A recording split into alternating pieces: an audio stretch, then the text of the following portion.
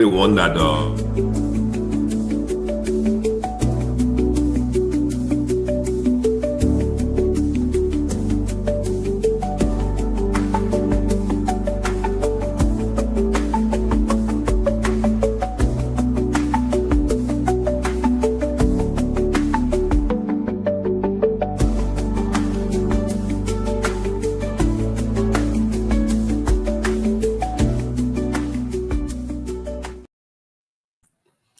Good morning, fellas. Good morning. How are you? I'm fine. I'm fine. I'm fine. Good morning. Good morning. Good morning to everybody out there. Ava, good morning to everyone. It's springtime. Good morning to everyone listening on Facebook, all of you on YouTube, everybody broadcast who's listening to us broadcasting through Love FM 105.1 across the city of Monrovia, lower and upper Margibi's, all the way into Bombay County. Rufus Divine Connor, good morning to you. Good afternoon to you. The man, the myth, the legend. How are you? I'm doing pretty fine. Welcome, legend. Rufus Smart can light up the whole room. That's a good spot. That's how we call him. Yeah, everywhere you go, you hear about the man. Then you pass to another place, you hear about the myth. Then you pass to another part, you hear about the legend of Rufus Divine Connor. So, ladies and gentlemen, here is the man in the flesh, in the blood himself, Rufus Divine Connor. Good afternoon, Rufus. So you on that side, and it's morning for us over here. Once again, it's a great time, a great opportunity to be on the show, broadcasting or simulcasting from the U.S. I'm in Houston, Texas. My counterpart today, Ava Tokba, as always, for Business Talk, is up on the East Coast in Maryland, Virginia area, and Rufus is over there in Monrovia, Liberia. The power of technology is amazing. The power of the internet is amazing. It makes everyone to be connected virtually. We can exchange ideas, have discussions, and help to build and bring about transformation in this glorious land of liberty, Liberia, that we all love so much. So, Ava, you are the one who did you brought up the topic for today. We'll be having a deep, wide, far-reaching discussion with a very, very important guest. So I will hand it over to you to tell everyone what we'll be talking about today, what we have on the menu as we take this flight on Business Talk. Go right ahead, Ava. Wonderful. Good morning, everybody. Good morning. Happy to be alive. It's a good time to be here. Today's topic really has to do with government procurement, right? We have the national agency, the PPCC, the Public Procurement and Concessions Commission. That's the institution where most government procurement go through. And you need approval to be able to do something otherwise, typically as a standard. But we know over time we've seen where sometimes procurement did not go through PPCC. Some institutions just order their own procurement to, go the way they want it to go. But today we'll be having the executive director of the PPCC, and that's how we refer to it for short, because to consistently say public procurement and concession commission, sometimes you stutter over those four big words. So PPCC head, executive director, Mr. Bodger Scot Johnson, is supposed to be with us. I believe he's trying to sign up, but sometimes there's a little difficulty with having Facebook access, and he's not on Facebook. So we'll see how he fares with signing on. But it's just an exciting topic because he will be able to tell us what the PPCC does, what it was like when he got there, what has he done, up to this point in probably less than 2 years, I think. Additionally, we delve into, the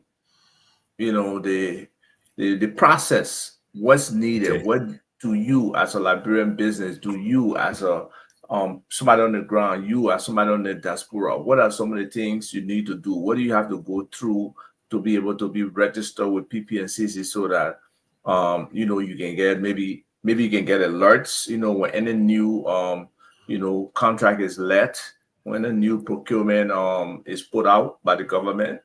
And we know government is a significant buyer of services. So a lot of contracts come through government, and it's important for us as Liberians to be participating in what the government is providing.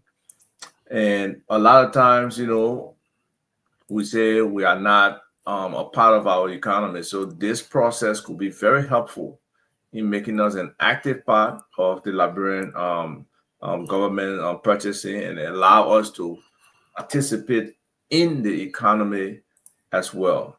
And then sometimes just the knowledge of what's out there, the transparency that it brings.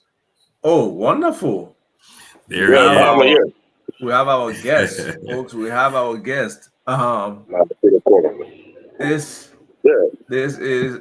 It looks like he's relaxing. It looks like he outdoor. Looks nice. Yeah, I'm outdoor, gentlemen. So I'm just coming in. So I will pause a while. Let me just go sit somewhere quiet to take the call.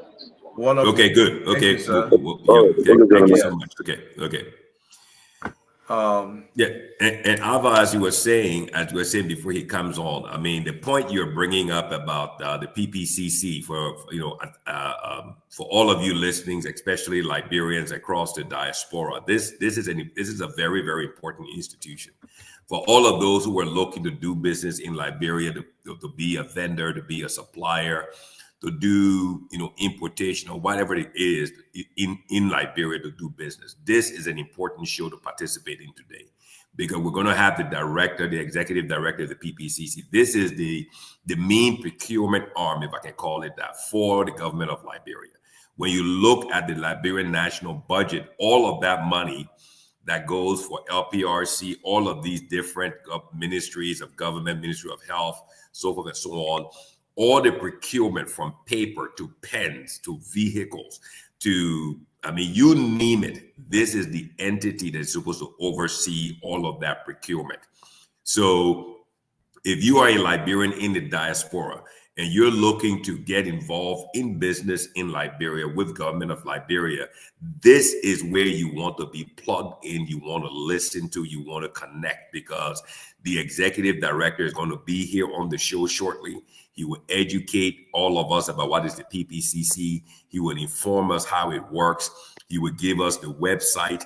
He will tell us, how you can become a vendor, supplier, what qualifications and what all are needed, and all of those things. Because, an $800 million budget, Ava and I were talking about this last night. What role is the Liberianization process playing in this, in the PPCC? Am I right, Rufus, Ava? From the Liberianization standpoint, we Liberians must own our budget. We cannot let outsiders control and be the main vendor. So without further ado, Ava, I give it back to you so you can introduce our guest properly. And he's already set up and he's ready to join the show. And welcome, Mr. Bodger Scott Johnson, to Business Talk. Ava. Wonderful. Welcome to the show. Thank you. Those who don't know Mr. Johnson, Mr. Bodger Scott Johnson is the executive director of the Public Procurement and Concessions Commission. He's an accomplished consultant, researcher, and analyst. He has extensive experience in program management, both in the academic space and in the government space. Most recently, he served as an independent consultant with UNDP Liberia. He provided support to the Accelerated Community Development Program, whose effort was to reach and meet the real needs of the most vulnerable population in Liberia through some interventions that were specifically targeted for them. He also served as the concession and contract agreement expert in the office of the legal advisor to the president of Liberia, I believe, from 2018 to 2021. And I believe that was, Councillor Archie Bernard. That's correct. Right. And, he's founded and managed the concession contract and business development at the Environmental Trust Solutions Incorporated in the USA. And then he was also the director of research and administration contract and budget at Howard University National Home Genome Center in Washington, D.C. He holds a Master in Public Administration with emphasis in international development and fiscal policy from Howard University and a Bachelor's in Finance/Economics from Howard as well. He also holds several certificates in procurement and e-procurement. And, we are excited to have you here. If I missed anything, Mr. Executive Director, please feel free to add that. But we are excited to have you on the show. I think you said it all. Mr. Tukpa, I think you said it all. And I want to say thanks for having me on your platform. It's indeed a pleasure being here. And I would love to be engaged and tell you about some of the positive things that is not happening at the Public Procurement Concession Commission of Liberia. It's good to come on this kind of platform and talk about the positive things in Liberia, not the negatives. On other platforms, there's negativity. And I hope you guys can keep up this kind of engagement. Look at the positive part of the country, not already politics and the negative part. So I'm here to engage you guys. So you have the questions and concerns. We'll talk about them. But let me first of all say to you all that I'm happy to be on your platform. I'll give you a little background of the commission right now. Okay. We just launched e-procurement. For the first time in the country history, the Liberian government now have e-procurement. E-procurement means that you can now see all government tender. There's no more secrecy to say you got to call somebody to some ministry, getting something to give you contract and see what happening. Very good. Everything is now online. We rolled that out in September of last year, and we officially launched it. The president officially launched it on February 6th of this year to say that our brand government officially now has e-procurement to streamline procurement processes, making sure that we're getting value for money and there's no cheating, there's fair play. Everybody can see who's bidding. Everybody can interact with the platform. What we did initially, we rolled it out for now to only 6 entities, 6 marks. 6 marks means ministry, agency, and commission. Okay. And those 6 marks in the pilot project, those 6 marks are the Ministry of Finance, the Ministry of Public Works, the Ministry of Health, the Ministry of Education, and the LRA, the Liberian Revenue Authority, and of course PPCC. So what we did is in the pilot stage, we have to initially roll it out to get those 6 entities. Those 6 entities are more like the big spenders in government. Mm-hmm. They have huge spending when it comes to procurement.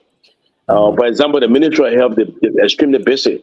The Ministry of Education, the same thing. Public Works, they do a lot of road works and the rest of it. So those big spenders came on the platform for the very first time. And I want to report that is working fine. It's extremely, it's a change of the game in this country related to procurement. So most of the vendors are interacting with the system.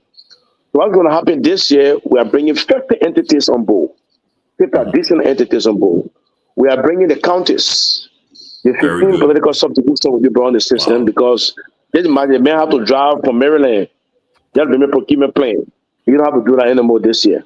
Yeah. You have to just have an interlock on it. What we do normally, this project is funded by the Liberian government, 100% by the government of Liberia. It's not with support from the World Bank, but it's a government funded project. And what we do when we train you, we deploy those procurement officers at the different entities. We give you laptops, we give you scanner, we give you printer. So you have no excuse to upload a document. Even though I don't have a scanner to upload the bid document, you have everything. We give you everything. We train you, we deploy you with the basic logistics to make sure you are equipped to work. We don't just train you and say, oh, the man don't have a scanner, you can't function. No, we make sure you have everything. So that's what we're doing. So for the most part, what we have done at PPCC, when we brought the 6 marks on board, we had to spend almost $55,000 to $60,000 US just to rent hall around Monrovia to train technicians for government entities, from Ministry of Public Works or Education and Health. What we did this year, my team at PPCC, we more or less did an extension of the building. The building was renovated. We extended the building. We created a training room that has a capacity of 150 persons. Very good. Okay, that will train people. So we'll cut down the cost of trying to rent hall around town. That will save money. So we expand the building. We have our own training room. That training room has been fully furnished. What we did also to have an e-procurement clinic. The clinic is needed for the business community, the business people. That's on the ground floor of our building. So they have a side door where the business people just come in.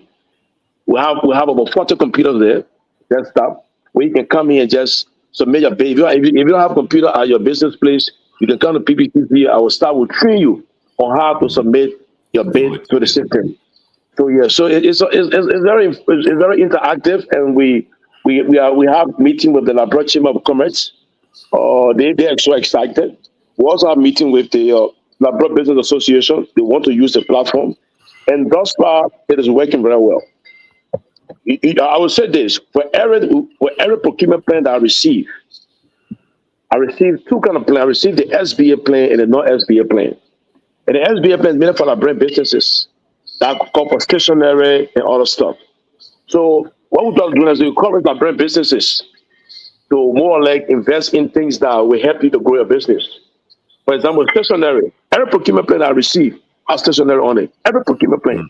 From the counties, from the ministries, all of them get stationery on it. So I do most of our people in Liberia going to Dubai, buying, opening boutique, you're not making money, try to do something practical that will give you money for government, because the government will pay you, definitely. And by law, we're supposed to give it to Liberian businesses, by law. And for me, I'm very nationalistic. I push that for Liberian businesses. I don't joke with that. And then 5% goes to women businesses. So I will start there for now. Yes. Maybe to your questions, but a lot is happening in the procurement space. Okay. Well, so let me jump in there. Thank you so much, Mr. Johnson. Thank you so much. I think first and foremost, I think there's no doubt that your work speaks for itself. This is what we call transformation. Okay. It's not so much of development anymore. Now it's all about transforming how government works for right, exactly. And I must commend you, because we've always been talking on this show, Rufus and Alva and myself, about the role information technology, the internet plays in transforming. And then also I must commend you also, because what you've been able to do using the power of technology and the internet, you've decentralized the PPCC in that you brought it into all the counties, and then you provided the infrastructure and you provided the training. So in my book, you cross all the T's and you dotted all the I's. Okay. Now, thank you. Like I said, this show, this platform, we're not here to castigate, beat down. Well, transformation is what the country needs now more than ever. Because when you transform, then you improve productivity, and then you become then everything becomes meaningful for the citizens. Like you rightly said also, on the PPCC, the Liberianization aspect. Ava and I were talking about this last night, and I'm happy to hear that you're patriotic one and you're nationalistic, and you understand the role that Liberianization plays in the public procurement sector, because that whole budget, every office, every department, every county, you name it, they need something in order to function, to operate. And the question now becomes, like you were just saying, what are Liberians doing to engage this process? That's the question. Because you can have the Liberianization policy, you can be the director, you're very nationalistic, you got the 5% set aside for women business, you want to drive Liberianization. But the question now is, what are Liberian businesses doing to engage this process? So if you could just briefly educate us on what, especially for the Liberians in the diaspora. Speak about us in the diaspora.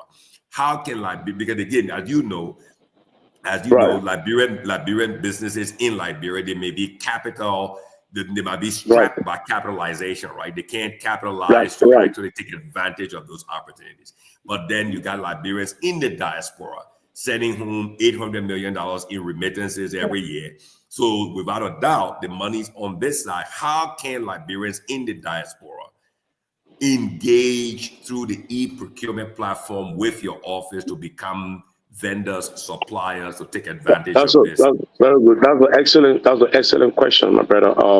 I'm happy to ask that question, because we have is an electronic system Very good. Just how a friend of mine who's an architect. There He you live go. in Atlanta, the diaspora. Okay. Yeah, I was just discussing this last night, and he said that he had his consulting firm here, and they came to us and they registered with us. So they have a password and a user ID. So he was able to log in the system and see Public Works tender and see what Public Works is asking for in terms of drawings for different projects. So he being an architect, he'll be able to download the document, look at it, and then submit a proposal to Public Works. So you guys in the diaspora, what you need to do now is to engage people locally to see how best you can have a local firm. And that local firm will come to PPCC to get your user ID and your password. And once you get that, then we teach that person how to navigate the system. And once you know how to navigate the system, you can go in there now and look at all the tenders. If you're into consultancy, if you're into catering, if you're into maybe office stationery and the rest of it, you can see the different tenders. So you can more or less log in there and see for the company you're bearing your own. We have yesterday we had a situation where a guy bid on a proposal from the Ministry of Health, and he was living in Europe. He lived in London. He submitted his bid. Just a major bid. He was using a Liberian guy who lived in London. So that's the big advantage for you guys in the diaspora. Now you don't have to come like baby running beyond contract, looking for jobs and the rest of it. You sit down. They sit down very transparent. If you win the bid, they sit down and you send your email and say, hey, you have this coming up. If you're in a line of business, let's say you're into construction, and many probably have the tender coming up. The system will send you an email. Hey, new thing happened on Public Works. If you're in a line of business, can you submit a proposal? They're looking for consulting on this. They're looking for engineer on this. Can you submit a proposal? Your proposal goes to them. They look at it, and everybody see in the system. We are there to provide oversight to all the government ministry to make sure the system is treated fairly. Yeah. There's no nepotism, there's no politics. It's just treated fairly based upon your capacity and your ability to win the bid. So once you win the bid, you go out there, they give you a letter to proceed, and a award letter. Once you have the award letter, they give you a contract, you have a contract, you go to work. That's how it is right now. Very good. So for all of those who are listening, please share the show, because we've been talking about, from the time we created this platform, Mr. Johnson Scott, our idea was to promote Liberian businesses, talk about what role Liberian business will play, especially those in the diaspora.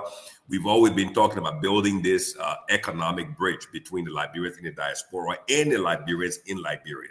So that, we can form this relationship where Liberians in the U.S. who have their business, they're capitalized, and they can bridge with their Liberian business partners, so that we can take advantage of this whole transformation in the public procurement sector. Because $800 million plus national budget. We Liberians should be the ones who are the benefactors of this. But again, Mr. Bodger Scott Johnson can only do but so much, right? To make, to encourage us in the diaspora to truly engage this thing. We need to engage it, because I work in the oil and gas sector. That this e-procurement platform, I deal with this on a weekly basis. It's very automated. You upload your bids. I handle Chevron, VPX, a couple of other oil and gas producers, and that's all my people deal with. That's all they deal with. Once the bid is, and you don't have to go and knock on offices. You get an email, you click the link, you log in with username, you see the bill of material, you see the specs, you download it, you do your quotation, you upload it. If you win it, you get an email, you proceed. So that's it. This is tech. This is I've got to say it. Okay. Honestly, this is indeed a major digitization and transformation of this whole procurement process. And this is a big opportunity for Liberians in the diaspora, Liberians at home. If we are not taking advantage of this, then we have no one else to blame but ourselves. We have no one else to blame. And that's why we need to engage. And let me just say this, and I want to say what you just said is important. One thing, Mr. Johnson, one thing. Can you please give us the website so at least Rufus or Ava can put it up, so at least Liberian people who are watching the show can go there, can click on there and let us know Derek is there already. So we can find out. Can you please educate us on what the process is, how Liberians can engage this process from abroad, from the diaspora, from Europe, from Canada, from the US?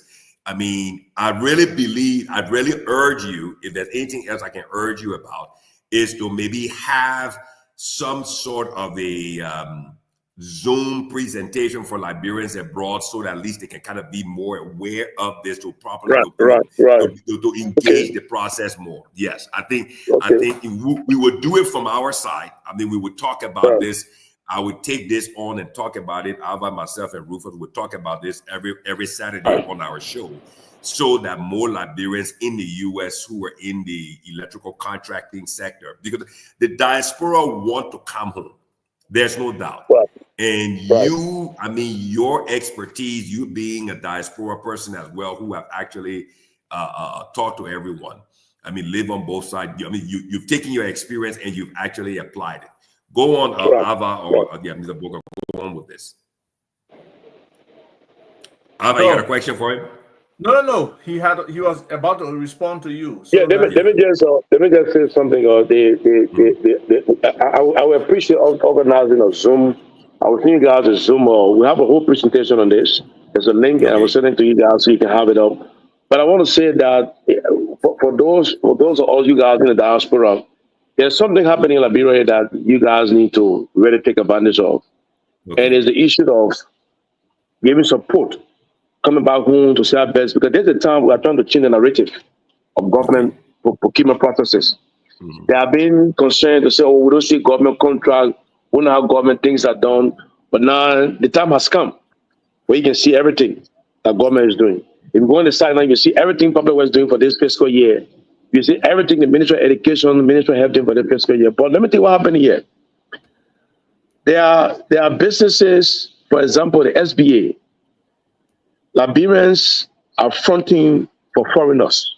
And that's where you guys will come in, because that 25% that goes to Liberian owned businesses, right? For example, stationery. Stationery is made up for Liberian businesses. But there's not one Liberian that owns a big stationery store in Morovia. I'll be honest with you. So the document that comes to me, you see only 51% John Flomo, 49% Fawas. By the time they win the contract, the Liberian man is throwing out.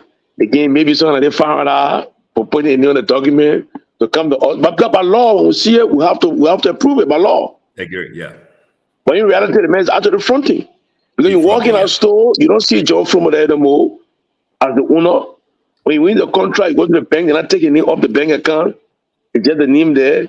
So they are made of fronting, because the reason why they're fronting too, because I mean, we have a situation where people looking for income. So the man said, when you get nothing to do, somebody say, I'll give $500. Just put it in the document. Just put your name here for $500. You put your name there, give your ID, everything. You go in front. And when this guy making money, I give you an example. For example, the Ministry of State, the procurement plan just for this year, the stationery, is almost $100,000.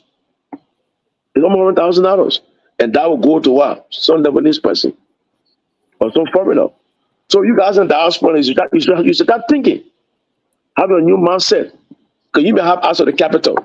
Or you may ask for the bad thing and shipping and say, okay, let's open a big stationery store. Because definitely, trust me, I will make sure that Liberian company is giving a contract when it comes to stationery. But that's the biggest thing I see on every procurement plan, stationery. And by law, that belongs to Liberian. By law, they're a small business. By law. It's in the act. And that's what I'm going to make up. You have to enforce it. I respect the law. Is it in the PPCC Act, or is it in the Investment Incentive Act? It's in the act. It's in the regulation. It's in the act. It's in the regulation. We have an SBA plan, that 25%. Because every plan that comes to me, you got to give me an SBA plan and a non-SBA plan. The non-SBA plan for foreigners, international friends, and the rest of it. Let's even do some geological analysis by NOCA. That's a non-SBA plan. So an international firm can do that. But there are basic things, basic small things like catering or cleaning services, stationery, that kind of product kind of thing. It's made up for Liberians. Right. But because we don't have the capital, and the reason why, if you go to Ghana, Nigeria, this system allows to take control of our economy if we are serious about it. Yes, I agree. So, You are serious. You guys you are, know, in 1966, I think they had the original, um, liberalization policy, incentive investment. Then it was modified in 1973, and there was a list of 26 different sectors that Liberian could participate in. When Madam Salif came in, she changed the law in 2010. And out of those 26, 2, 4, 6, 8, 10, she kept 11 that were on that list before and added 5 new ones.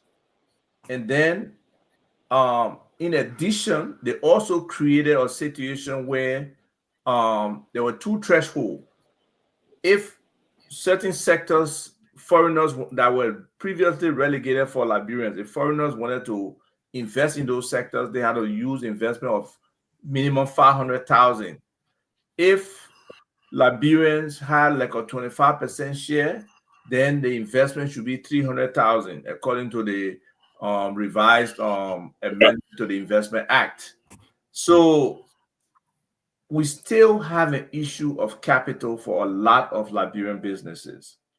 So do you think in your capacity, any effort can be made from your side with the banks and other people in terms of, Liberian businesses being able to reach that threshold where they can actually be able to start some of these businesses and participate?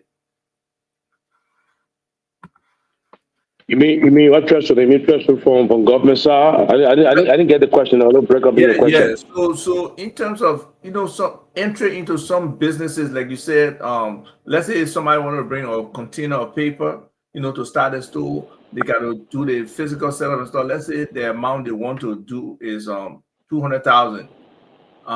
What interest do you have in trying to get with banks, maybe to open it up to the opportunity that many of these businesses can get contracts? One thing, I do good question. One thing we do at PPCC, and I'll give you one practical example, is like the bank want to see a guarantee for us. For example, let's say if you win that contract and you want to import your goods, you want to get a loan from the bank will ask you to show the no objection letter from PPCC that can guarantee that you have a contract with government, you will be paid by government. And that no objection letter from us is almost like gold dust. We issue that letter to you. You can take it to the bank, and bank will say, okay. And banks on the government will verify that to make sure. So, did he freeze? That we send out. I said, yeah, it's true. The bank will give you. The bank will give you a loan based upon that. We'll give you an example. A lady came to me one time. They had bought in some yellow machines. And she was in rural Liberia. She was in Bond County. And in that corridor, there was doing some feeder road in that corridor. Mm-hmm. And I said to the guys in the public, I said, you have to give up 5%. By law, we make sure to get 5% of every, what's the inner line of business? Mm-hmm. They were working in that corridor.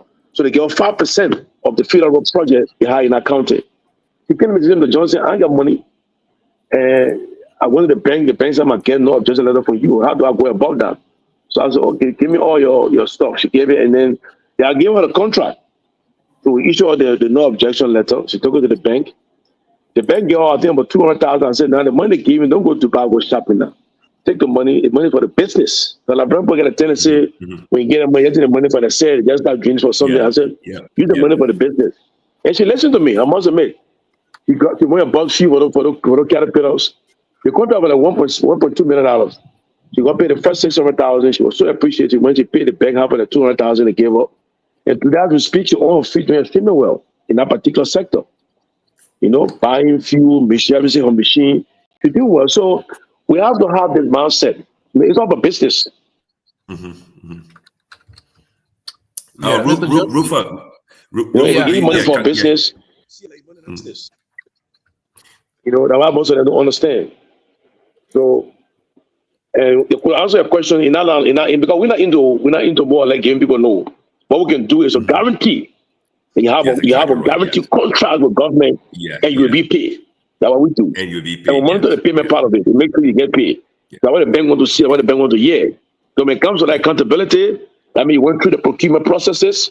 Because guess what happens? If you don't go through that process, you don't get paid by government. There you go. What government don't see PPCC no objection in your request to them. They don't honor that invoice. That entity will be in trouble. They will not get paid. That's the problem. Okay. So that's the issue we have. So we guarantee that, and that's very important. Once you approve the procurement plan and you want to give somebody a contract, you can come back to us to give no objection to guarantee that you get paid. If you don't get a procurement plan approved, the government will not pay you. You will not get paid.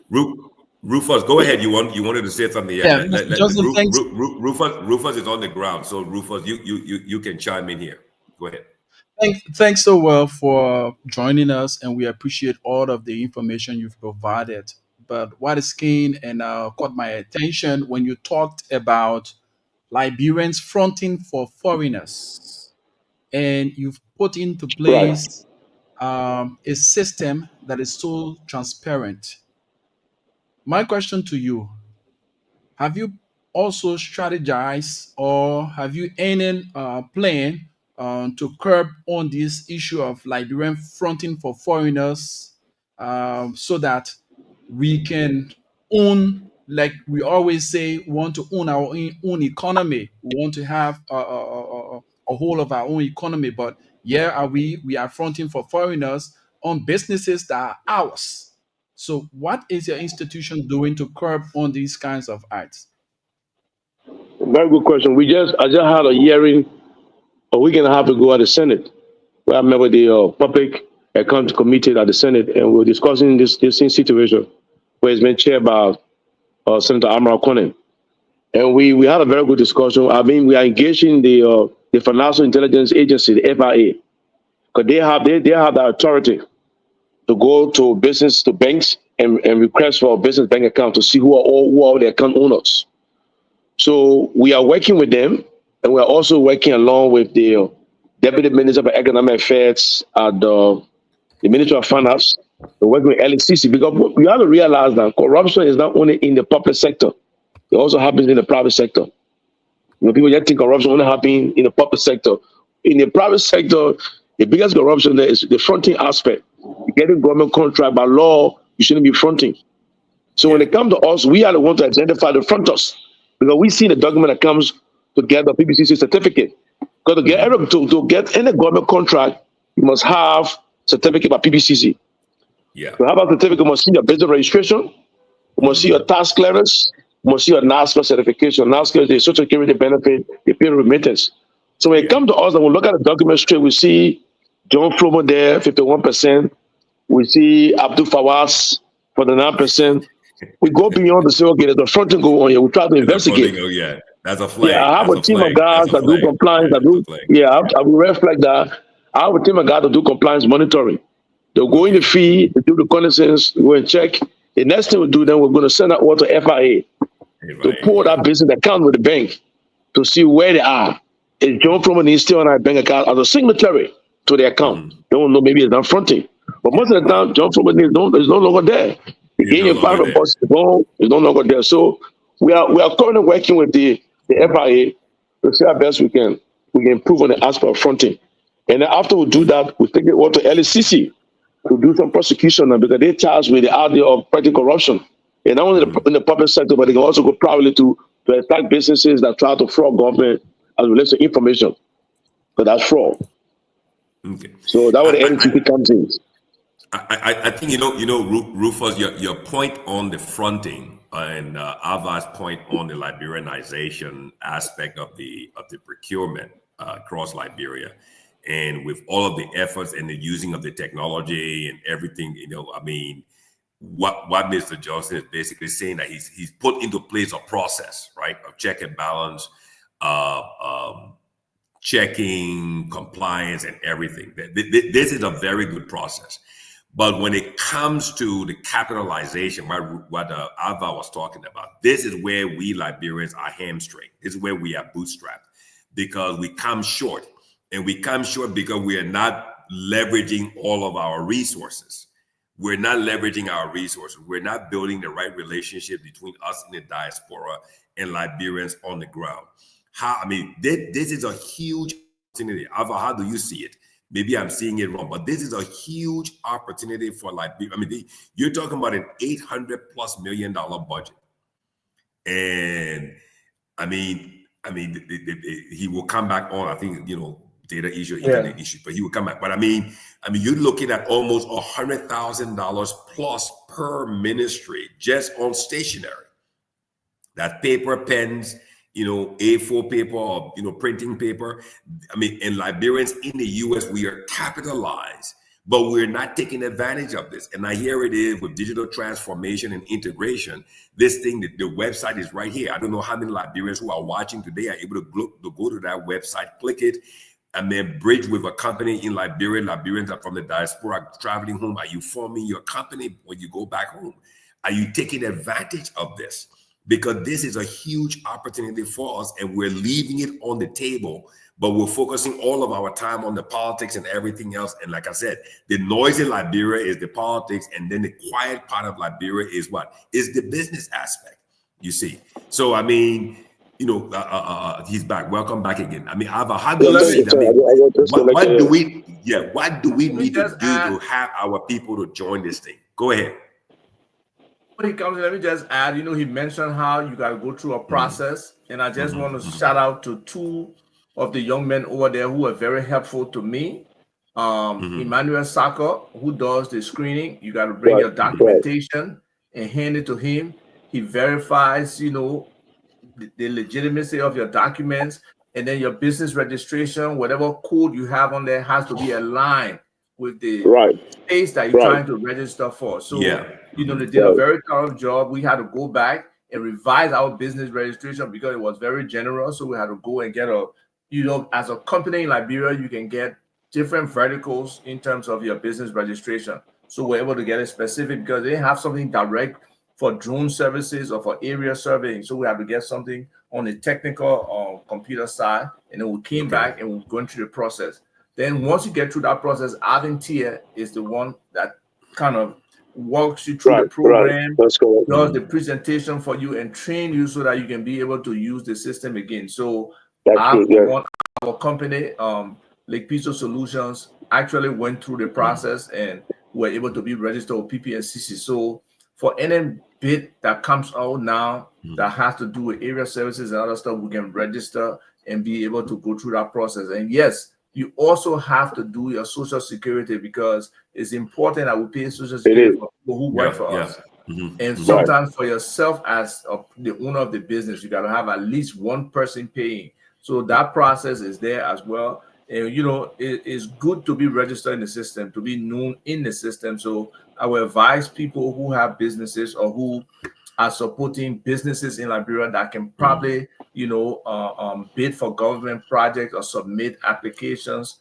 for these different proposals that come out to make sure that everything is right with these companies. Because once you are right, you are in the system, you get the alerts, you'll be able to see the information when you go online and be able to, submit your proposal to the government or to the specific agency for any contract that is out there that's being let. So the process is pretty good.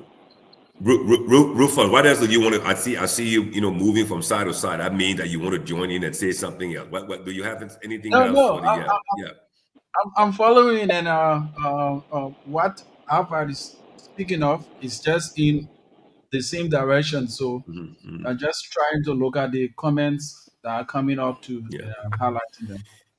You know what have struck me about this whole thing is that as Mr. Johnson said, there's a process here. There's a process. If you try to bypass the process, you're only going to cheat yourself because you will not get the payment. You've got to go through the process, and once you go through the process and you are certified through the process, what happens is, I don't want to use the word guarantee. I think I will use the word assurance, right? You're assured now that you're plugged in, you're connected, you will get the alerts, and then based on the alert, you can then quote a bid. And the other good thing about this is, I think Liberians in the U.S., I think one of the things that we in the diaspora, like you were saying, Mr. Johnson, the change of mindset. This is where we're challenged. We're challenged right here. We are challenged in this mindset because most Liberians, you know, we need to be actively engaged in the economic transformation, that which is what the business and the private sector. That's where the transformation takes place. It doesn't take place in the political sphere. It takes place in the economic sphere. And what you've done with the digitization, the decentralization across the country, putting it online, providing the infrastructure to all of the folks in the different counties, their printers, providing the training for them, allows Liberians in the diaspora, now even the different county organizations in the U.S. to truly engage this process and become suppliers to their own counties from the U.S. by way of the PPCC. So I urge everyone who's listening, share the show. Yeah, share the show, and probably in the next segment, we'll be taking some calls or taking some questions and stuff like that. Do you want to elaborate more? Let's elaborate on that process again.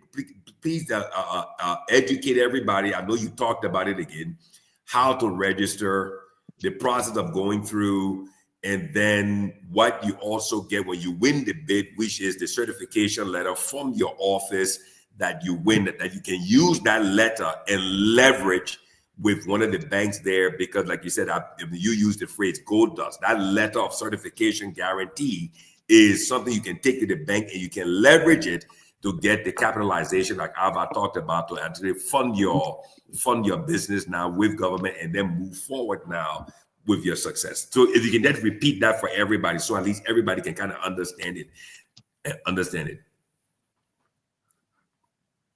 Okay, I think he's got a problem with his internet there. But I think, Ava, I think this is very, very big. I mean, from my perspective, I think this is huge. I think this is a very, very big development. I mean, this integration by way of the PPCC, the e-procurement platform, and Liberians in the diaspora engaging with it. I think this is huge. This is big. I mean, I don't know why it hasn't been talked about even more. I mean, this is something that Liberians in the diaspora can truly engage with and truly play a role. Okay, he's back. Yeah, Mr. Johnson, if you can then repeat that process so people can kind of understand how to log on, how to get themselves set up. Do you have to have a Liberian company on the ground, so forth and so on? Go ahead. Like Mr. Tupa said, I've said, he already said it. You have to have a local partner here in Liberia that will more like do all the running around for you. That will make sure you have your business registration. There have been challenges with the Liberian business registration. The good news is, in the next 1 month, the Liberian business registration will have a brand new system where you can register the business. You need to pick a TIN number. You put in the system and you bring all your business information. We had a meeting yesterday. They will have the system running within 30 days. So that's the good news, because we have to literally, it was a struggle for us to identify businesses. So because they are the first point of entry to the Liberian economy. The register of business, they are the first point of entry. They play a very important role in Liberian business registration. Yes. So now that we're going to have the whole system digitalized, where now you can just press the button in and put your number in, the company information that comes on your screen. So that happened. So, but now, like Alba said, you have to get a business registration, get an LRA tax clearance, you go to NASCOP. We're the last point of contact to get government contract. Once you complete that portion, you come to us with those documentations, then we're able to give you the certification for government contracts. Then we're not going to give them that. We'll also train you. We'll train you on how to use the system. Like he said, 2 of my staff train him, work with him. Then we'll give you a user ID and a password. So that your partner here can send to you in America. You can send the comfort of your home. That person can train you. You can call PPCC. We can walk you through the steps. I think we also have video online on our website. We're going to have that very soon. We're going to edit that up and have it updated, where we'll walk you through the system, how to use the system, how to see bids, and how to submit your proposal to a particular tender. That's going to be in the system. That's very important. And so it's also important to know that the system is designed in a way where you can be into catering business and you want to do construction. The system will not allow that. So when you register as a business person, your business register to do catering or that line of business, you receive all the email alerts on catering from different government ministries. You will not receive it for construction because you're not in a line of business. You have to come back and raise up a line of business to receive that information. So it's very important. It's not happening in the US. It's not happening anywhere in the world. You can't be in this business when you receive something else. So that's how it works. So the system does its own sorting. So it will sort you based on sort you based on based upon your code, based upon your business code. When the business registration will put that code in. So every information on catering or construction in another business, you receive it. Now, what happening right now? The system is free. The system is free of charge for now. For now, it's free of charge because you have to pay for information, you have to pay for data. So in the next maybe in the next 2 or 3 months, we'll start charging a fee. Because in the past, people need to go to public websites and pay for the bid document. You don't have to pay for bid document anymore. The bid document is on the website. So now we charge fee to businesses. You have to pay the annual subscription to the system. Maybe $100 depending on a lot of business. If a business is in certain category, you pay $100. I think the minimum is $100 annually. If you're inside a big time business, you pay maybe $1,000. So it depends on your line of business. So we're going to screen on that and we'll start charging maybe around June, July. We'll start charging a fee, but for now it's free. Okay, but I think I want to say to you guys that the best way for us to change our narrative in this country, our economy, is for Liberians in diaspora to engage the system, open your mind and think. Because our national budget is not 800 million. I can tell you, my brother, if we're not careful, about 40% of that will go to foreigners. So we're living in our country, we're working to give foreigners money. So one of the things I wanted to ask has to do with, all the fraud that we have seen happening. Let's say, for example, somebody in Ministry of Transport wants to do a project, but they're not in the transport sector in terms as a business person, but they hurriedly go and register a company knowing that they don't have that expertise that needed to do that contract. How do you sense that, or how would the other competitors of somebody who's bidding be able to say, oh, but they may not in our sector, they may be bidding for it here. You just that would depend on the tender document, how the tender is written. If you're looking for capacity for more than 10, 15 years experience in that line of business, and the man open a company, that means you disqualify right away. I tell most people, the whole e-procurement, you all know, Mr. Tuba, is how you write your tender document. And you can get value for money. If you read it that kind of flap way, you do it from some kind of way with no professionalism in it, you'll not get value for money. So it's how the tender document is written. If you read it, if you want to make sure you want to get good people, you should have the document structured in a way that bring people capacity and experience to that particular tender. For example, we had one just yesterday. The guy can just open it 6 months ago. So no, you disqualified. He said you have at least 5 years experience. You can't be around for just 6 months and you ain't get involved in the tender in the line of business. No, you disqualify right away. That don't disqualify. So it's not all about pricing. It's all about capacity and experience. It's some kind of pricing comes last. The pricing will come. I want to see if you have the capacity, if you have the experience, if you've been in a lot of business over a period of time before pricing comes into play. Because that is very important. So you want to get value for money and value for good money too. Not just because the mayor raised our company and say, oh, I can do it. No. Do you have the experience? You have the capacity. So that thing we'll look for. But that alone, you can have it disqualified right away. I think this is a big development. I really do for businesses, Liberian businesses across Liberia. I don't know how many businesses across Liberia are actually taking advantage of this. One, I don't know how many businesses across Liberia are fully aware of this digitization and integration and the decentralization that you guys have done so excellently at the PPCC. I don't know. And like I said, I think Liberians in the diaspora, this is the number one thing that Liberians who are in the diaspora, who truly want to engage from the business perspective with government, this is where they're, how can I put it? Ignorance is not that you're stupid. It's just simply that you don't know. You certainly just don't know. And I think this is the major stumbling block or impediment to Liberians in the diaspora, their lack of understanding or their lack of knowledge of this of this entry into the economy. Because I mean, when you think about what you said earlier, that when you go through the process, when you set up your Liberian company or you merge, build, or connect with a Liberian entity on the ground, and you set up your brick and mortar, and you truly go through the process, and you get onto this platform, and you successfully win a bid. This, I mean, just your bid award letter, even in the U.S., some companies, right, make you feel proud. yes, exactly right. The maintenance service agreement that they have with either Chevron or whoever else, that MSA agreement is, like you say, it's like gold dust. They take it to the bank and they leverage it for capitalization, and then they use that money and invest in their business to make them sustainable and profitable over time. But again, Ava, I think one of the things that he mentioned that I think is important.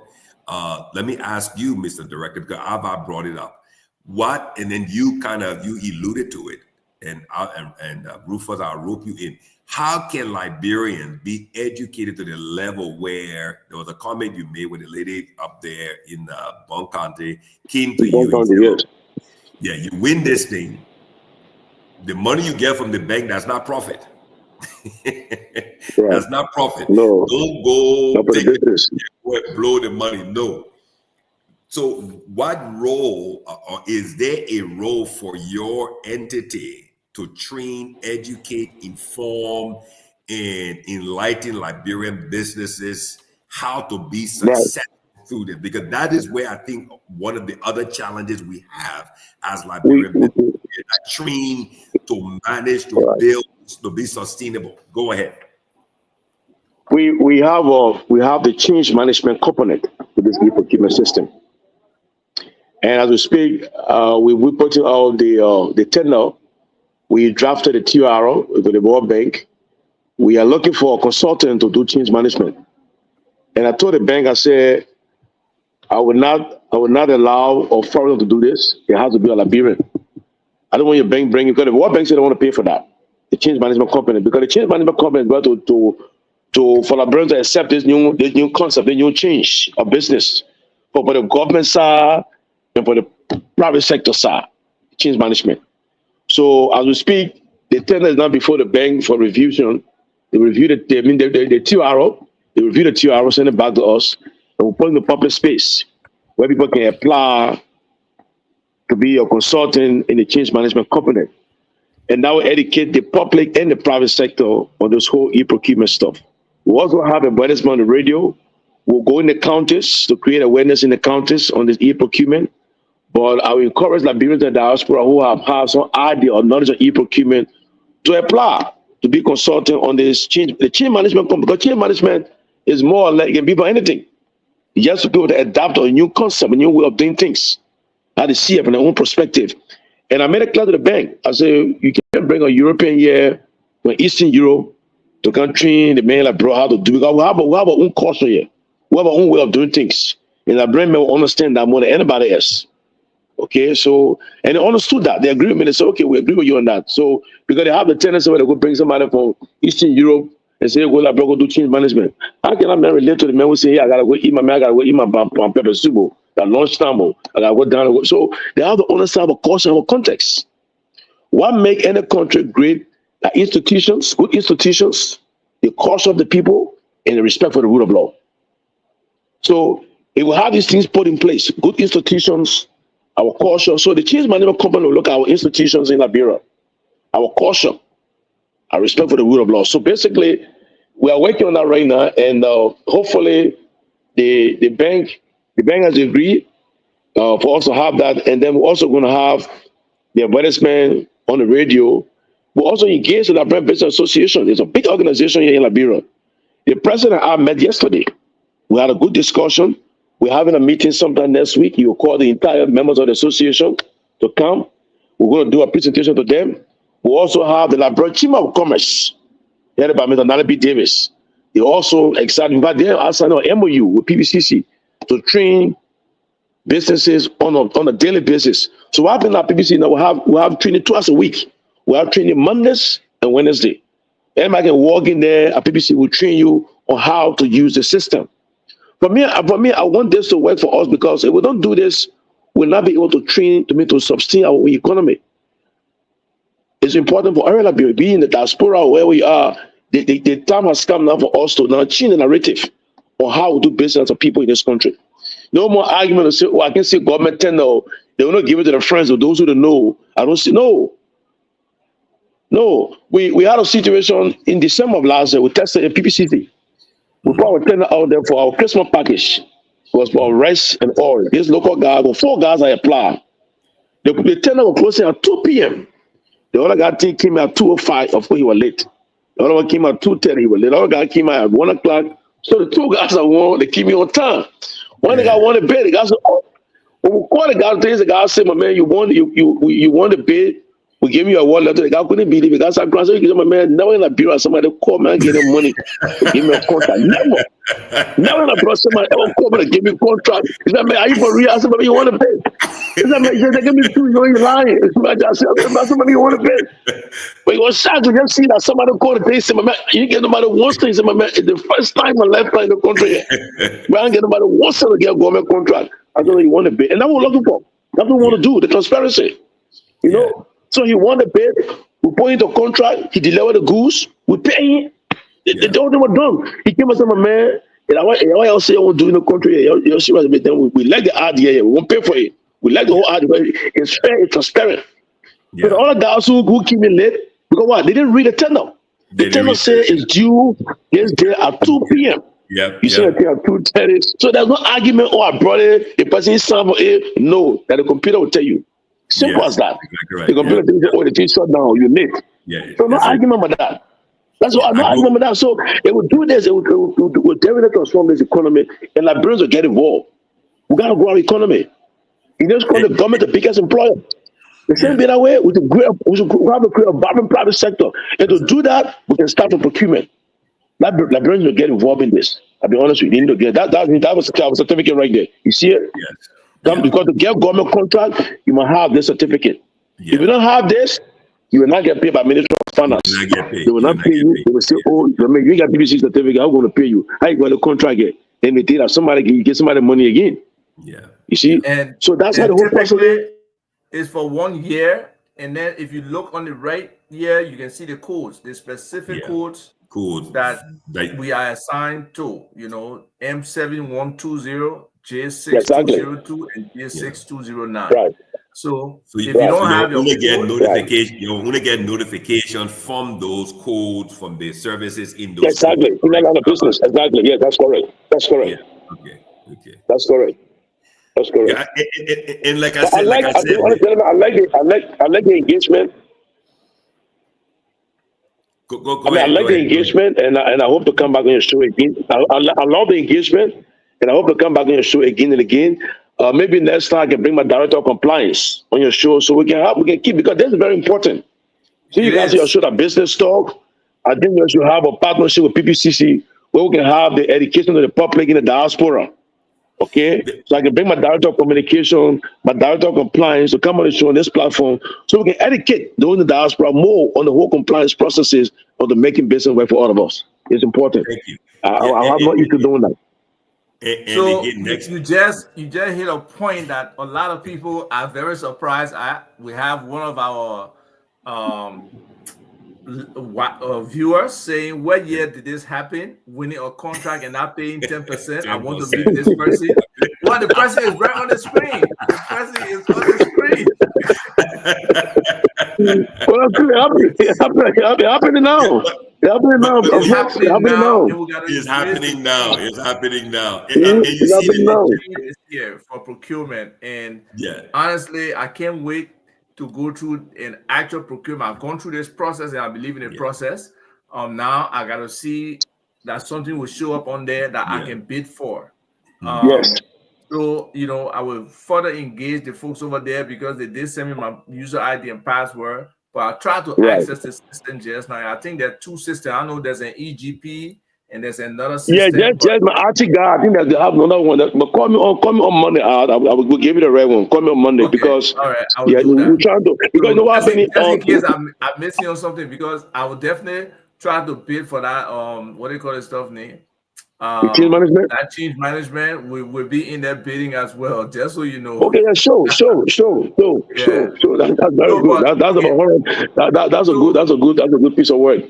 So just That's a pushing good piece of it to work. one side, there are Right. some people who have said, like there's some government institutions, they have a certain Right. limit that is supposed to bid and So, maybe ask for no objection and stuff. Can you explain that? Because I don't think our people really understand this whole no objection thing, you know, where or Mac can decide that, oh, the other one, if a certain, you know, companies can bid for, they will not put it in the public. So can you explain how that whole thing works?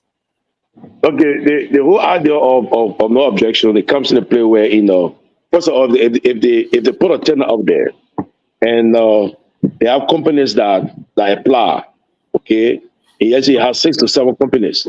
They went through the whole process. But let me tell you the whole procurement process work. When the budget is passed, when the annual budget is passed, every government entity have to submit a procurement plan to us before the end of the first quarter in the year. Okay. When the budget has been passed, now you got to spend.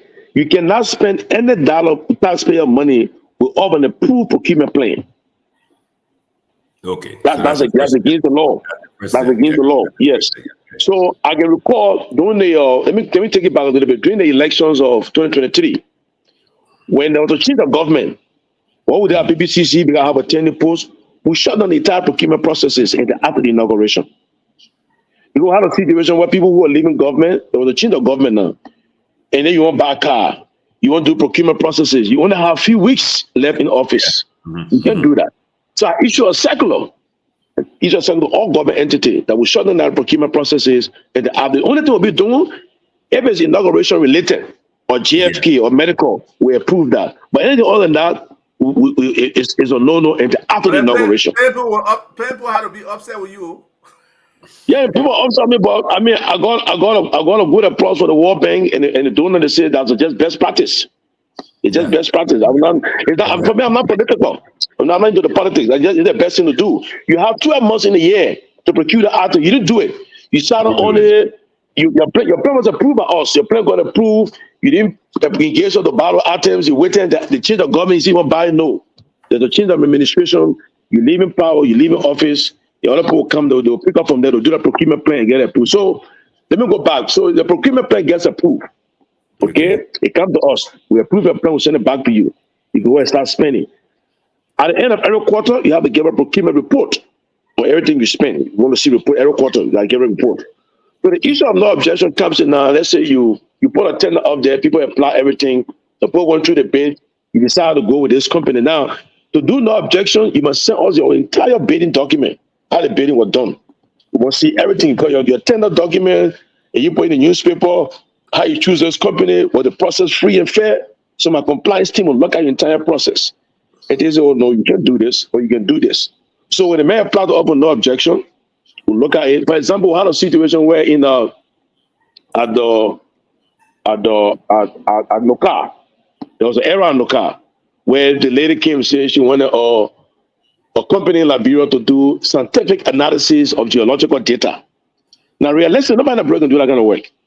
She wanted no objection for that. So I thought also the country, mistakenly, my director of compliance approved it. I said, how can you approve that kind of stuff? But that kind of work calls for no objection because it's a specific kind of work. Okay? Specific kind of skill. When it comes to certain engineering work, you can ask for no objection based upon the nature of the work. But you might have all of contractors.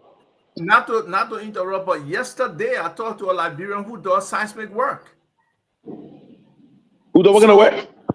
The seismic and for the oil company to be able to decipher. Where in Liberia?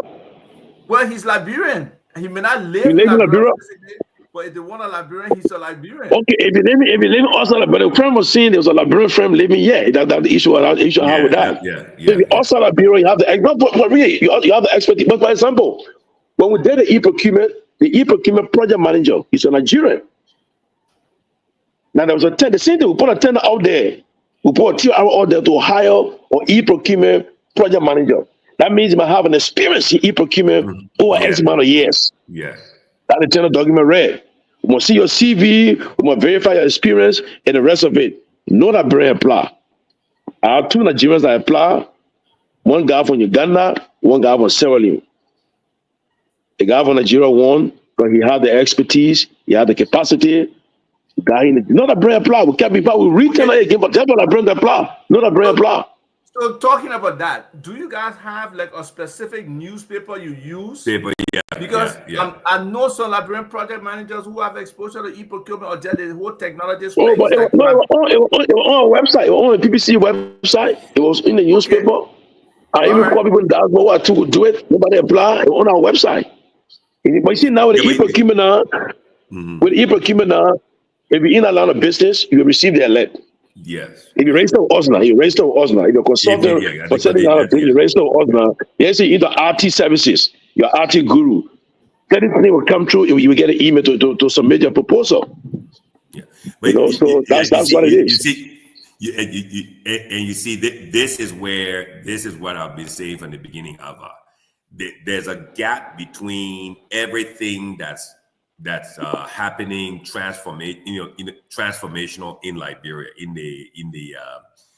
the government space, in the business space, and then the folks in the diaspora are completely disconnected from it.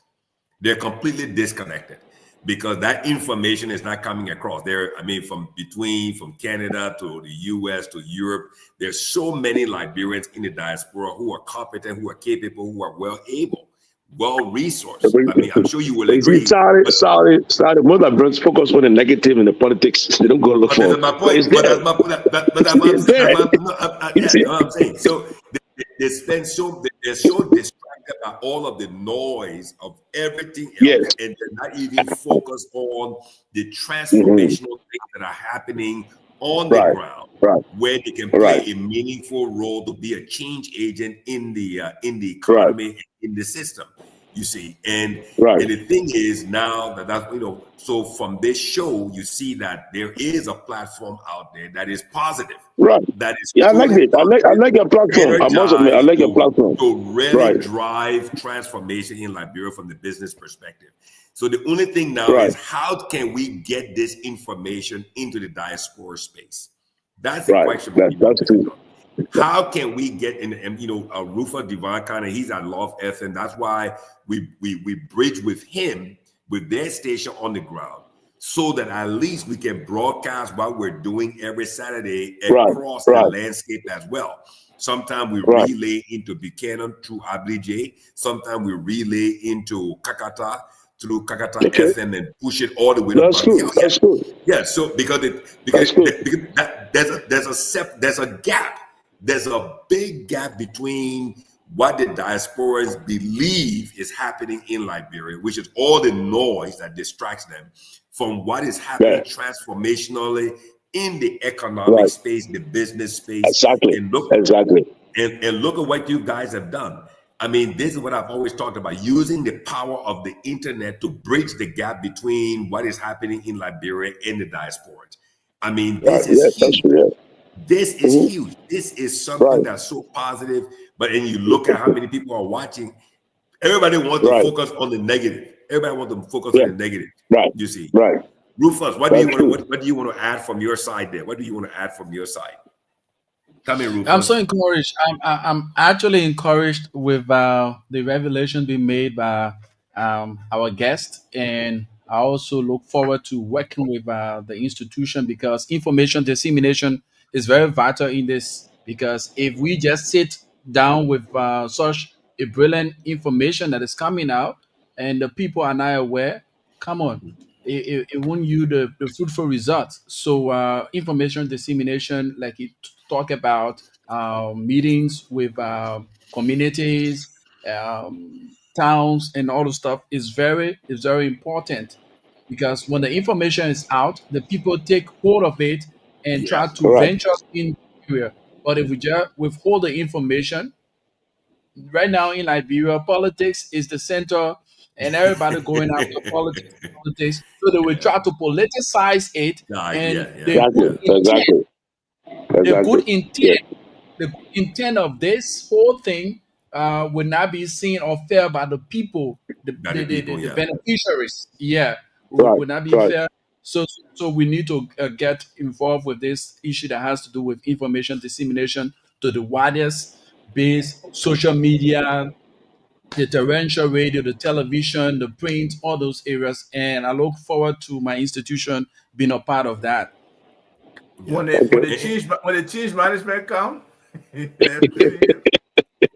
No, definitely. You see, the change management component, we have made it clear to the bank because the EGP project manager went to a foreigner.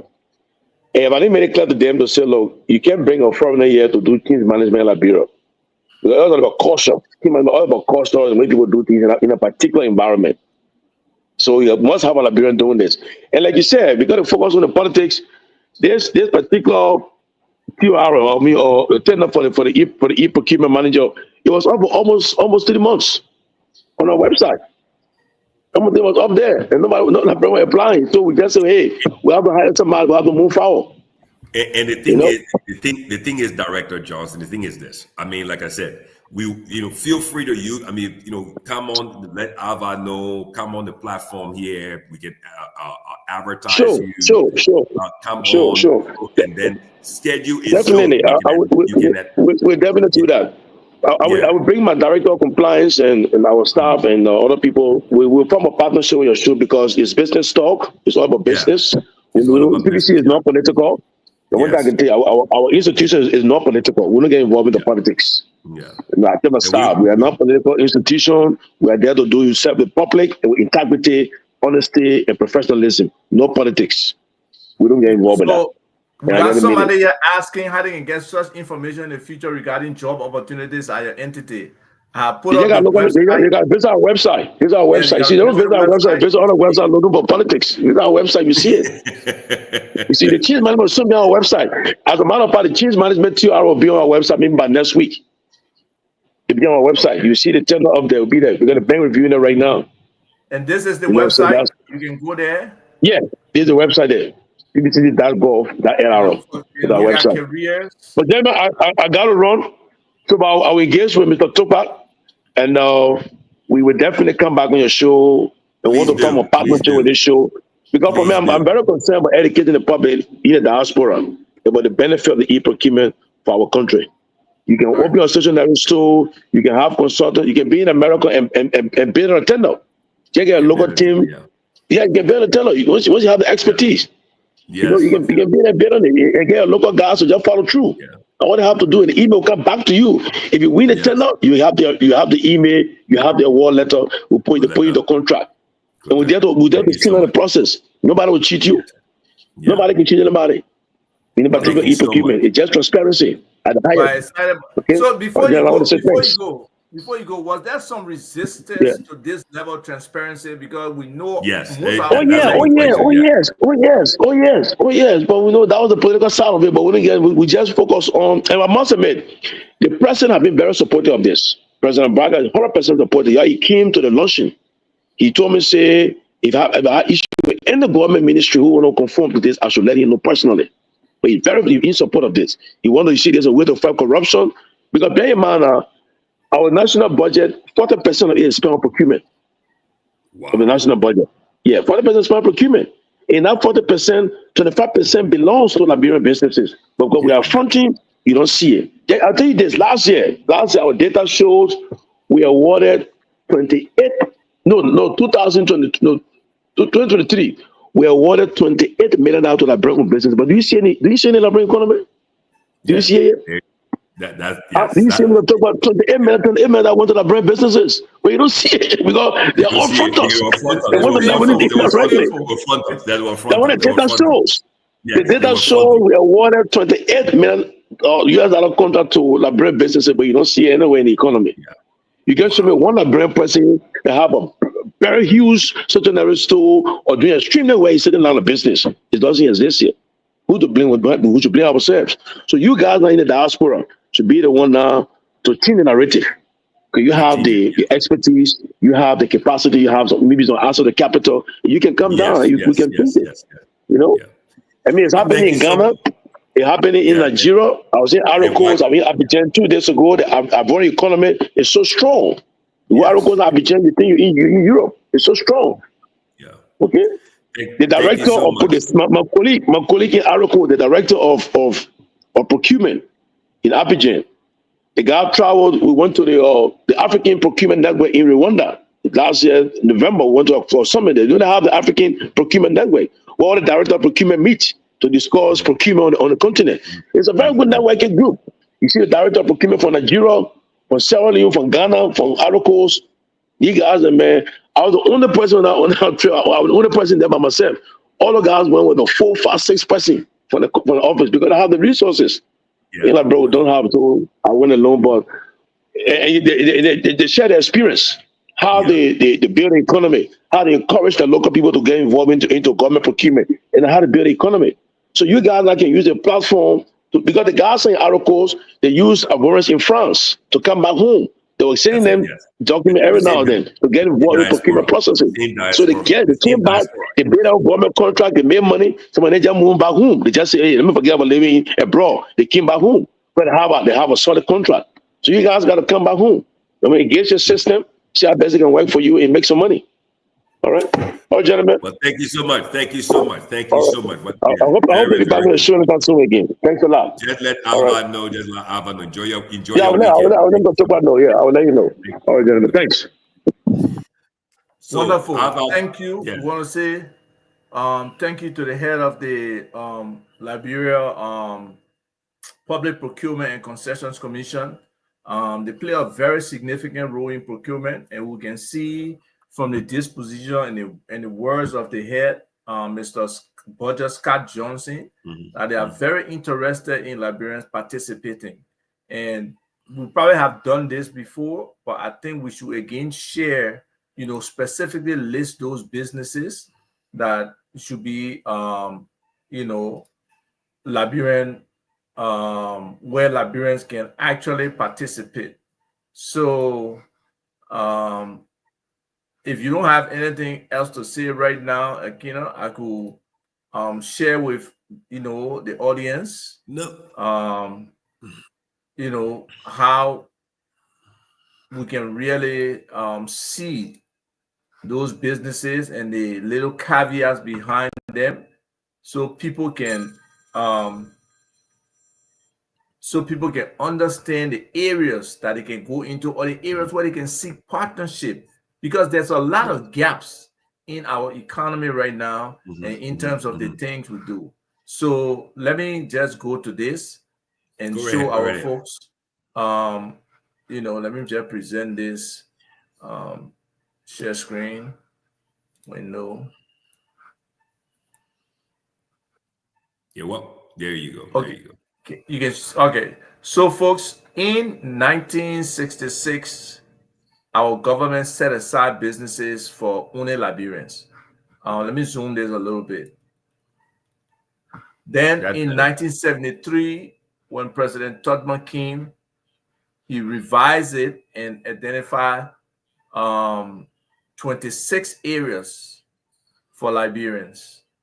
And those areas at that time were block making, importation or sale of secondhand clothing, auto repair and maintenance, peddling, widow market, Yanambo, all that kind of stuff, ice making, shoe repair, retail of rice and cement, transportation, meaning taxis and buses, video clubs, gas stations, distribution of locally manufactured products. So a foreigner can come and have a plant and do manufacturing, but in terms of distributing the product, it has to be Liberian. Then advertising agencies, sale of pharmaceuticals. So all the different pharmacies you are being for Liberians. Pharmacies, Same with bakeries. And back then, a lot of Liberians have bakeries. I for one remember Dapo Bakery, where my dad used to buy the raisin bread. I still love raisin bread today from that, sharing that experience of eating raisin bread with my dad. Printing shops, retail trade of goods below a certain threshold, that I don't really understand. Beauty salons and barber shops, you are being all Liberians. Laundries and dry cleaning, all Liberians. Scrap metal collection, all Liberian, even though a scrap metal dealer came to our country and took the whole Western cluster on a Fugazi deal. Operation of local restaurants, local furniture making, small scale gold mining. And right now we know the gold mining is all over the place. All kind of people mining gold. Local construction contracts below a certain value, they had a threshold there. So anything below that, only local contractors could get it. Production of charcoal and sale of firewood, only Liberians. Tailoring and dressmaking, only Liberians. Panel beating, that means probably on body work on an automobile. And automobile painting were only for Liberians. Now, in 2010, Madame Salif came in and they did an amendment to that Investment Act. And it reduced that number of sectors from 26 to 16. Wow. So today, the 16 areas that Liberians can actually do business in exclusively for you. Exclusively. If you see Chinese or you see Indian or you see what do you call the people name, Lebanese or others, they should not be doing these 16 businesses I'm about to name. And that's going to be one of my efforts to start to push Liberianization in these areas. But we have to have Liberians operating in these spaces in order for us to make this case. Because if you go and say, oh, no Liberian got business in this thing. But yes, black making is one. Importation or sale of second-hand or used clothing to Gafle, even though I know for a fact there are Lebanese people importing and selling to Gafle. Auto repair shops with an investment value below 50,000. So any small Liberian auto shop, auto repair shop has to be Liberian. Peddling, only Liberians. Ice making and sale of ice should be only Liberian. But I know for a fact that Chinese and Lebanese people making ice today. Oh yeah, it's big money. It's big money for in the Lebanese area. I mean, all the cold storages in the marketplaces where they make ice is all controlled by Lebanese. And that's a sector that we have to attack. And that's why, if we can really get this Liberian diaspora equity fund going, these are areas that we can own because we have that investment to make.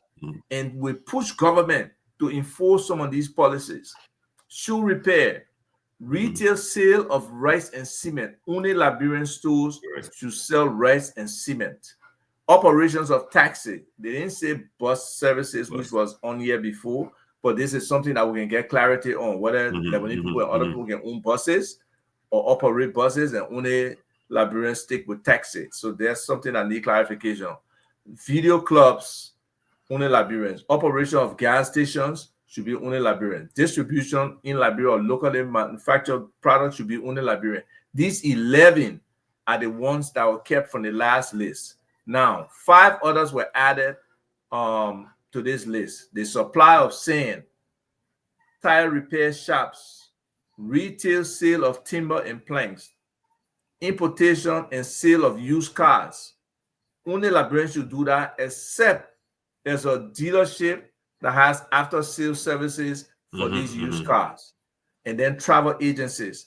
So those businesses are the ones that are supposed to, these 16 businesses that are the ones that are exclusively for Liberians. And we have to work to make sure that that's the case. Now, there were additional businesses that foreigners can invest in if the capital is not less than $300,000. So they got to invest more than $300,000. The initial investment has to be that before they can operate in these sectors that I'm about to list here. And then if they have a Liberian partner, and this is where Liberians can get a part of this economy as well, you're entitled to 25% of that investment if it's less than $300, and they have a Liberian partner that has at least 25% equity, then they are able to invest in these sectors right here. That's advertising agency, graphics, arts, and commercial art. That's one of the areas. Sale of pharmaceutical. All pharmacies in Liberia, if they're less than $300,000 capitalization, they need to have a Liberian partner. Bakeries, commercial printing that he was just talking about. You know, he was talking about the stationery supply. Stationery supply, printing. Yep. If that business is capitalized less than $300,000, or Liberians should have at least 25%. Production and supply of stone and granite.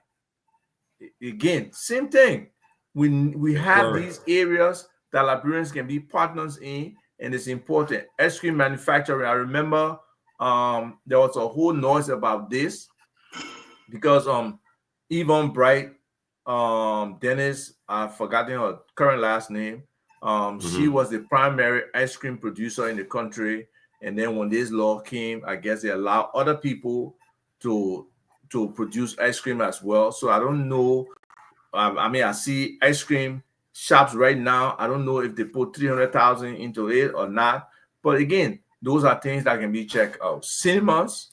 I don't think Sam would left from Razi, Gabriel, and Sonny. I've never been to cinema in Liberia, so I really don't know about the cinema scene. Netflix, and Video Club and DSTV, DSTV killed that whole process. Yeah, but some people still go to cinema though, and if you can really commoditize it and make it cheap, I think more Liberians in Liberia want to go to the cinema. But again, the video clubs have really devastated that space.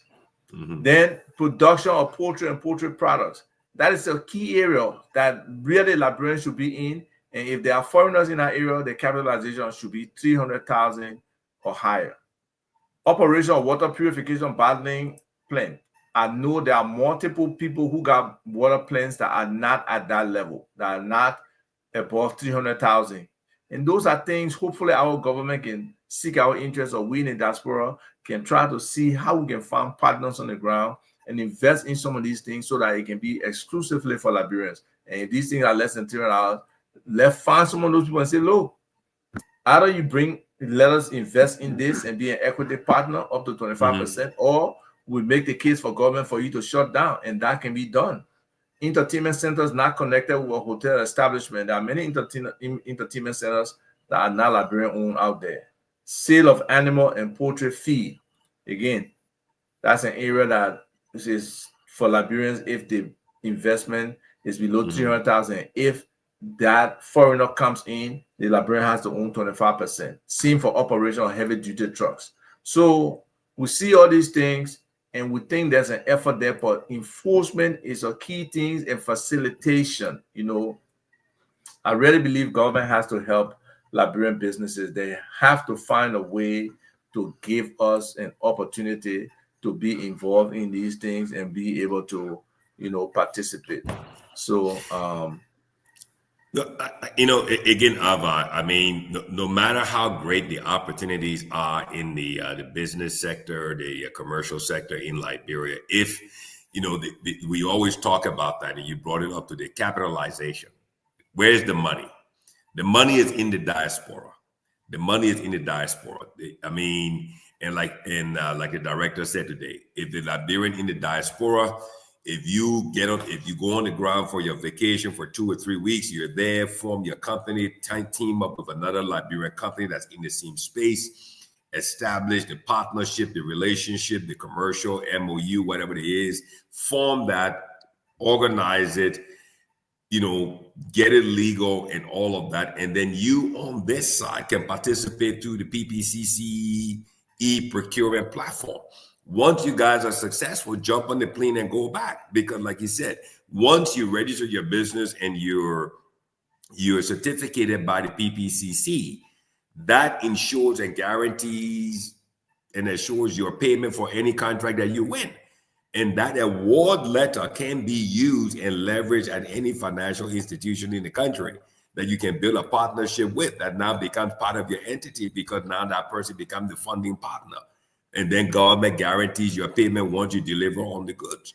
And then you grow your business from that perspective. So I think Liberians in the diaspora need to be informed, enlightened, and educated about the humongous opportunities. Because again, like you said, the Lebanese guys are fronting, and they know that once they front, we Liberians, we come and we spend more time on the politics, and we leave the business basically open and exposed and just for them. And that's how they dominate.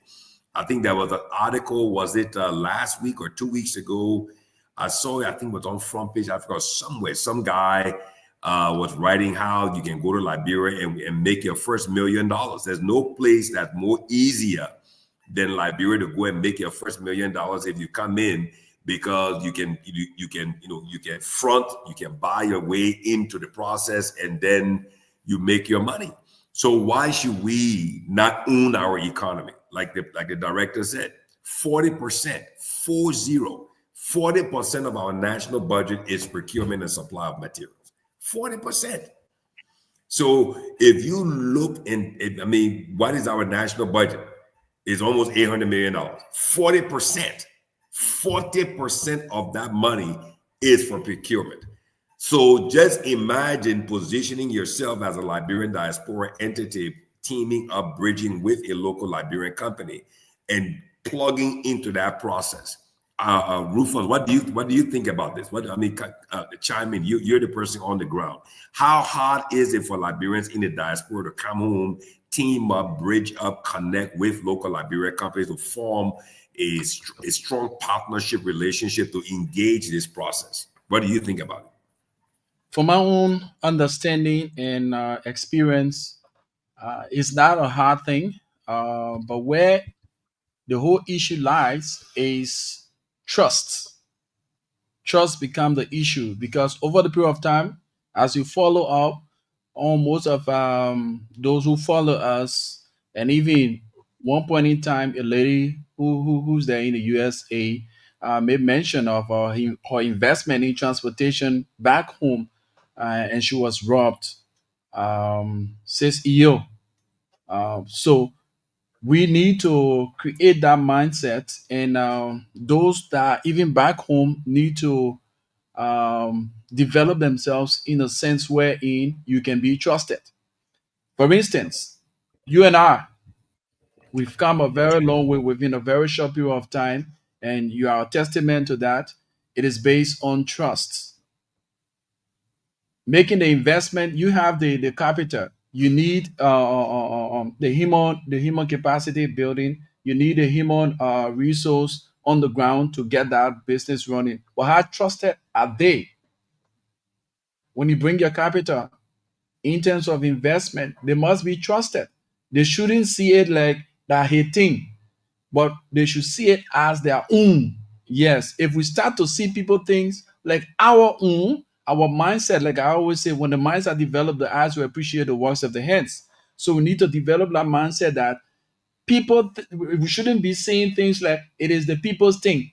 See it like your own, because even the good book really told us the way you take care of people thing, that how God will see your heart and bless you with your own. So if we start to see people investment, people entrusting us with some level of investment, we should see it as our own and put in our very best so that they get more interested in doing what they started with us. So Liberians back home, we need to develop that mindset, and we need to take on that change of attitudes, because people will invest even in housing. I just went, like I told you the last time, I went rubber feet. Somebody have been investing for the past 3 to 4 years in somebody to build a house for them, only to find out that person have robbed the person out of their hard-earned labor. What they were expecting to come back home next month to open a house, or say can't see me. So the lack of trust is one of the things we need to actually work on. Those of us that are back home, we need to build that trust. Let people have that trust in us so that they can make the investment, because the money is outside. Like you always mention, the remittances that we have coming from outside is huge, more than our own budget. But how can these people get the monies back home when there is no one to trust? So the whole center of this thing is based on trust. Ava, Yeah, Yes. Ava doesn't like that T word. He doesn't like that No. word trust. Yeah, he doesn't Well, like now I've improved a little bit. You can trust but verify. but verify. There you go. Trust You but can put in verify. systems, you can put in systems to protect your interests. Look, Mm. the reality is a lot of times, I don't care who people are, nobody perfect. If you give anybody opportunity to steal or to screw you, they will do it most times, And in Liberia, unfortunately, most of our people have an in the moment desperate mindset. They believe they got to get something, directly from their relationship or scripted. They don't see long term. They don't see putting in the sweat equity and being able to get a benefit, in the future. So that's another area where we need a mindset change, where we need to partner in a way that people's sweat and effort can be manifested before they can start trying to touch benefits. Yeah. And sometimes it's hard for people to see it that way because a lot of people now used to hard work. Yeah. A lot of people now used to putting in effort and seeing results, because a lot of times on the other side, the workers are screwed too. They are paid under their capabilities, under their services, and they are not respected. So they feel most employers or most people will be the same. So let me screw them in any way I can screw him. That's kind of the mindset I see. So hopefully, as we build this platform and we can communicate and sometimes share the vision of other people so it can be widespread, we can start to build that. Like, I gotta work for what I get. I don't have to screw somebody. I don't have to steal them. Also, I can partner with another Liberian and we can work together. We can sit on the table. Even if we got strong disagreement, we can sit down and talk it through and see where's the best point that we can get to. Or if somebody is wrong, let them apologize or let them restitute. So it's about having principles and standing on those principles to work with people. So, the opportunity is huge for us, to be honest. If we can be forward thinking, forward looking, and being able to be open to partners and to, different groups and how we engage them, collaboration is key to us moving forward. So, this show has been wonderful. Hopefully we can get more people on here, especially people related to the business sector, the contracting areas, like, people from Ministry of Health, Ministry of Public Works, those are the big money places, Ministry of Education. So Liberians can understand all this effort, all this money they're spending, how can we be a part of that? So thank you for the show today. I really appreciate it. I got a hard stop, got to run. And I would just throw one thing in here. I mean, that figure that he put out, right? He said, based on their survey, their statistic, their investigation, their review, 2023, $28 million went to Liberian businesses. But then he said, okay, $28 million passed through us. We allowed, right? Government paid out $28 million to Liberian-owned businesses. But when you look across the country, or look across the city, do you see $28 million of wealth that was generated for Liberian businesses and Liberian business owners? You don't see it. So that's the confirmation of the fronting. That's the confirmation of the fronting. So again, I mean, this was a great show. Go ahead, Ava. You got to close roof. Let Ava do his closing because he got a hard stop. He got to take off and run. It's almost 12 o'clock for him. Go ahead, Ava. So again, to our listening audience, our viewing audience, thank you for your participation. We love the questions that people were asking. I want to say thank you again to Mr. Bodger Scot Johnson for coming on the show and being able to, represent his entity, share more about it, and give us some insight and let us know that there are opportunities out there that we can pursue. This topic is critical. It has many layers. We can get more exposure on this and more knowledge, and hopefully, like he said, he can bring some of his compliance people that can really break it down, or we can have an open forum with other people in the diaspora for them to understand exactly what the PPCC is doing. Show some of the pages where people can actually go and see the different contracts or proposals that are out there and how they can pursue them. So I went through the process. We are registered. Unfortunately, right now, my password, I may be on the wrong platform, but I'm engaging the IT guy now. And hopefully by next week, Saturday, I'll be able to say, oh, yes, I have access to my PPCC site because my certificate, as it shows, is valid until December 2025. So again, thank you, Rufus, for being there. We really appreciate you. And to our listening audience and viewing audience, have a wonderful next week. Thank you. Thank you, Ava. Enjoy your weekend. Be safe out there. Well, Rufus, what do you think? I like the information that was given and presented today from the PPCC director there, Honorable Bodger Scott Johnson. I mean, that was very revealing and, from my perspective, very, very transformational. What do you think before we close? It was very mind blowing and very encouraging, so to speak, because our country needs to progress, and these are the kind of people we need into the system to transform the system, and not the system transforming us, but we should transform the system, be the agent of change. And I see him as one of the agents of change that Liberia needs, and we need to embrace the expertise that he brings to the table, so that at least some level of transparency Mm-hmm. can be experienced in our procurement sector, because a lot of young people now trooping to procurement all Yeah, because of the 10% business. They know 10%, 10%. So everybody want to do procurement. yeah. So But the 10%, with the the 10% is transparency, going. Yeah, it's yeah, going. It's going. They don't know they're trying to come in, but I know that they're going. The yeah, 10% going with out there. the The technology we eliminated. The technology we eliminated. They don't know.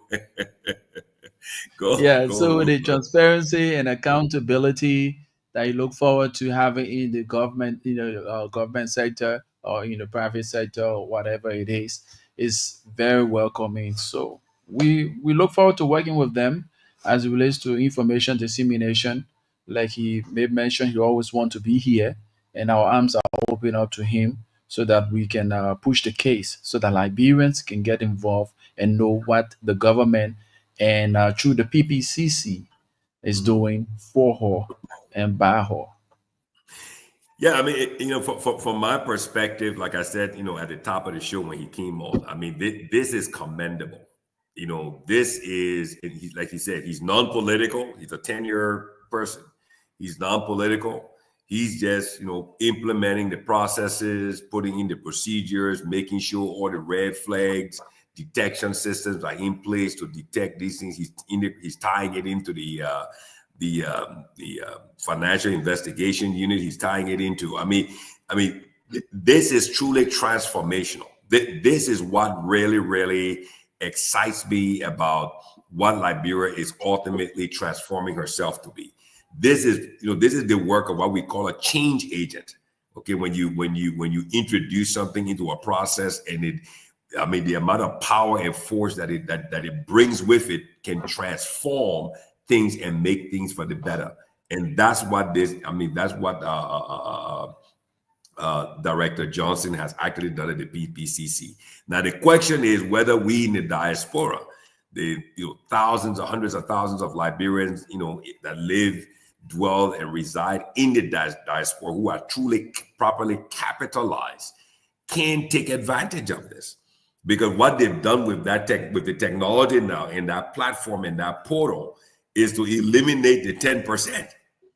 They've eliminated the bias. They've eliminated the human interaction to say, well, stop that man's proposal from coming in here. They've put the system where the bid closes at 2, it closes at 2. If you didn't get there at 2, if you didn't submit your bid into the portal at 2 o'clock, the portal closes. So I think, and then what they've been able to do is using technology to decentralize it and get it out into all the counties, so that the county procurement levels are also being tied into the system. This is a huge opportunity for Liberians. I really do. I mean, from the small Liberian business, medium-sized Liberian business, and large Liberian business perspective, and then tying in Liberianization, and then, like you said, 5% set aside. 5% set aside just for women business. So to all of those who are listening across Liberia today through Love FM and other stations that we relayed through today, as well as other platforms that the show was shared on, thank you so much for listening, participating.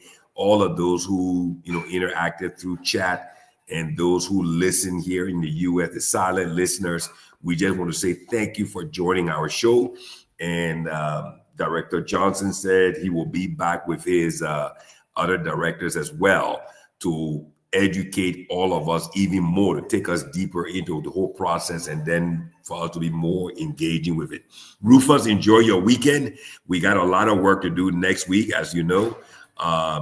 We've got more people coming to the show. I think the show is taking root. I think the information about the positive nature of the show is indeed taking root. It is going to spread. I'm sure that Director Johnson will go out and let other people know and say, look, these guys have a very positive business-related show, and it's something that they need to engage with. So thank you so much once again. Hats off to you. Enjoy your weekend. Be safe out there. And to the entire team, the folks who are working in the background to make sure the power is on and everything is done at Love FM. Thank you so much. Have a great weekend and be safe. From me, goodbye. Two things in this life we remember: for the problems we create and the problems we solve, or we must take responsibility of two things in our lives: our fortune and that of our misfortune. Because in union consults as the show, we've got above our rights to prove, we over or prevail. With hats and hands, our country cause defending, we meet the foe with valor unpretending. My name is Rufus Divine Conan. Alva Tupa was here. We have Mr. Johnson, the director of the PPCC. He was here as our guest. Mr. Alkina Phillips, my co-pilot. We all had to push the case. Let us love Liberia and build Liberia. Have yourselves a wonderful and God bless day. Join us, God willing, next Saturday. Business Talk in 1 hour 30 minutes. We provide listeners with up-to-date information and insights into various aspects of business and finance. We engage